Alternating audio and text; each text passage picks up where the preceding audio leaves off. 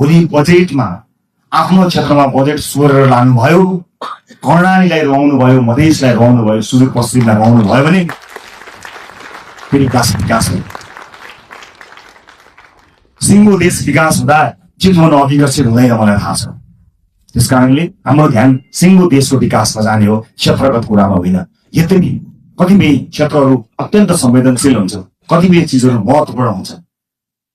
जिल्लामा कतिवटा पुल बने, मैले कतिवटा पुल लिएर गएँ, मैले कति किलोमिटर बाटो आफ्नो क्षेत्रमा पिच गरेँ भन्ने कुराले तपाईँलाई कीर्तिमाथि बनाउँदैन। मैले अघि भने जस्तै कर्णालीमा बाटो पुग्यो कि पुगेन, कर्णालीमा अस्पताल बन्यो कि बनेन, कर्णालीमा सुत्केरी आमाले बाटोमा मृत्युवरण गर्न पर्यो कि परेन, मधेसमा शिक्षाको उज्यालो पुग्यो कि पुगेन, स्वच्छ खानेपानी पुग्यो कि पुगेन, बालबालिकाहरूले पोषण पाए कि पाएनन्। विकासको सूचक यो तपाईँ हामीले सोचेको विकास यही हुनुपर्नेछ। अर्को पटक मैले चुनावमा बाटो लगिनँ भने, मैले अर्को पटक चुनाव जित्दिन भनेर तपाईँ आजदेखि लाग्नु भयो भने मैले फेरि पनि राइट टु रिकलको व्यवस्था बारेमा सम्झना गराउनु पर्ने हुन्छ। साथीहरू, एउटा चुनावबाट अर्को चुनावका लागि होइन, एउटा पुस्ताबाट अर्को पुस्ताका लागि लडेका हो हामी।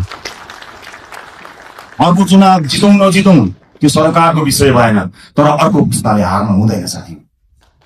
धेरै पुस्ताले हारिसकेपछि हामी एउटा आशा अपेक्षाको दियो बाल्न सफल भएका छौँ।